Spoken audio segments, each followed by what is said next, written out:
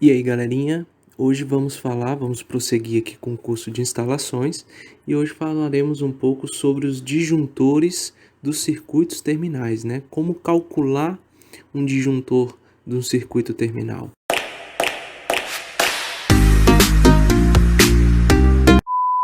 Só para relembrar algumas coisas que a gente precisa saber, o que é um circuito terminal? Circuito terminal é aquele que alimenta diretamente os aparelhos de utilização, né? Tanto lâmpadas como aparelhos elétricos, motores, tomadas. Então a gente pode compreender da seguinte forma: todo circuito que sai do quadro de distribuição, que está ligando tomadas, está ligando lâmpadas, está ligando motores, está ligando aparelhos elétricos, né, através das TUs e das TUGs também, são circuitos que nós podemos considerar terminais, né? Entretanto, a gente tem que saber também que cada circuito terminal ele vai ter que ter um disjuntor, né? Além do disjuntor geral da casa, também existem os disjuntores terminais, que são aqueles disjuntores para cada circuito terminal, né? Então, o disjuntor terminal é um dispositivo de proteção exclusivo de um circuito terminal, ou seja, cada circuito terminal vai ter um disjuntor específico, ok? E hoje nessa aula a gente vai aprender o que? A calcular esse disjuntor terminal, né? Como é que eu sei qual o valor do disjuntor necessário, né, para um circuito terminal específico? É isso que a gente vai ver nessa aula de hoje. É sempre bom saber, antes da gente entrar no cálculo, que os valores de corrente nominal dos circuitos terminais podem ser acrescidos de uma tolerância que vai de 15% a 30%.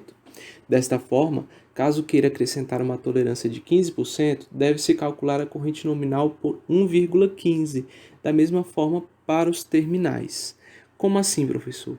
A gente vai aprender a calcular a corrente, certo? De cada circuito, né? E essa corrente nominal que a gente vai buscar, por exemplo, se for um circuito de tomadas, a gente não vai com base nela descobrir o disjuntor, né? A gente pode acrescentar um valor de tolerância de 15%. A partir daí, a gente vai escolher o disjuntor certo para aquele circuito. Mas aguenta aí um pouquinho que você vai entender melhor, certo? Vamos lá, né? Lembra daquela planta nossa, né? Do que a gente fazia, né? Da divisão dos circuitos. Quem não viu divisão de circuitos vai estar aparecendo agora em cima da sua tela, certo? Uma sugestão de vídeo. Vá lá, confira, para que você entenda melhor nessa aula, ok? Então, assim, essa divisão que a gente fez nas aulas anteriores, né? Na aula de divisão de circuitos, a gente vai calcular um disjuntor terminal para cada circuito terminal deste, certo? Nós temos aqui 7 circuitos, né? E como é que a gente calcula o disjuntor, né? Para descobrir o disjuntor, a gente precisa descobrir, primeiramente, a corrente de cada circuito, né? Utilizando a fórmula corrente é igual à potência, né? A potência instalada, né? Que é, por exemplo, circuito 1, nós temos uma potência instalada de 2000 VA, né?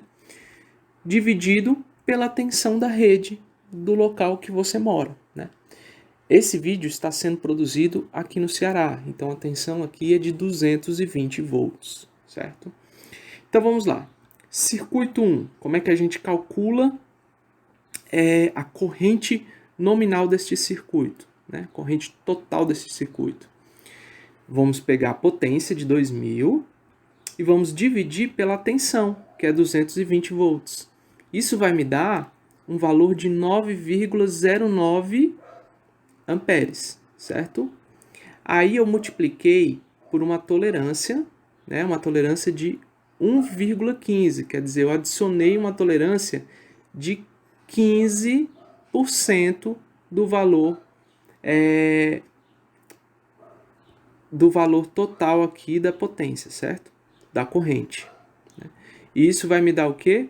10,4 amperes, ou seja, eu vou utilizar, né, para este caso, um disjuntor em torno desses 10,4. Já vou explicar, certo? Então, essa é a corrente nominal deste circuito. Circuito 2, que é um circuito da tub do banheiro, né? Vou pegar os 600 VA, vou dividir pelos 220, que vai me dar uma corrente de 2,72 amperes, certo?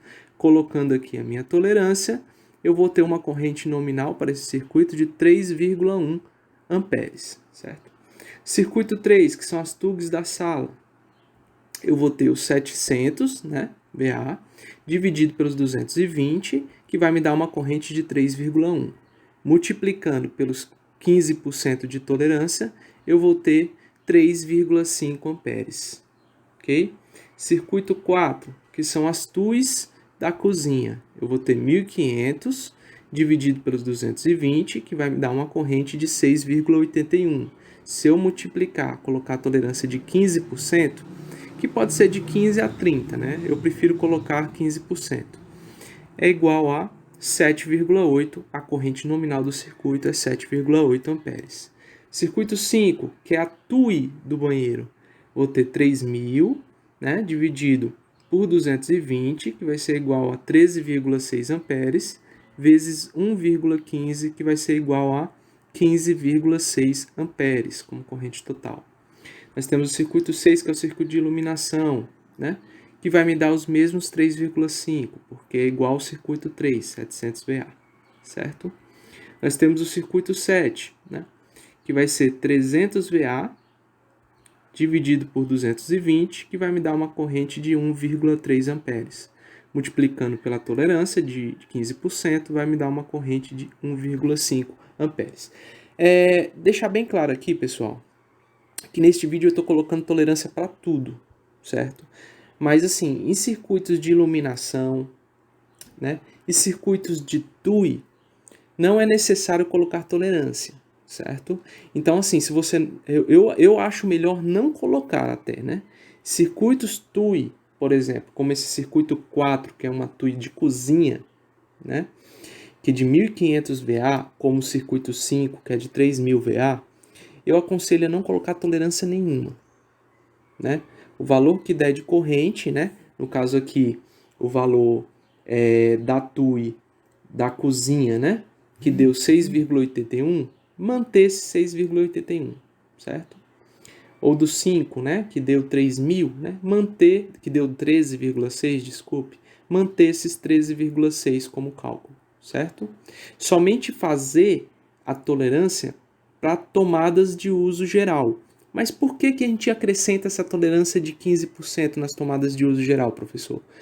Porque vai que a pessoa que mora naquela residência que você projetou, ela invente de ligar um aparelho de maior potência na tomada de uso geral. Então, assim, o circuito, se ele ligar uma potência, um aparelho de potência maior naquela tomada, o que a gente quer? A gente quer que segure, que o disjuntor ele segure, né? Então, o que acontece? Por isso que a gente acrescenta esses 15%, 20% ou 30%, que é exatamente para que, se a pessoa ligar um aparelho de maior potência, ele fique ligado, né, por um tempo bom, sem o disjuntor o quê? Disparar, né? Sem ter uma queda de energia, né? Então, por isso que a gente coloca esses 15%. Até porque a gente não sabe quais os aparelhos que vão ser ligados em cada tomada. Não tem como adivinhar, né? É por isso que a gente coloca essa porcentagem. Ok? Beleza, já tenho todos os valores da corrente nominal de todos os circuitos. Certo? Agora o que eu vou fazer? Calcular o disjuntor. No circuito 1, quero que você veja aqui, né? Vou até colocar aqui um apontador a laser, certo?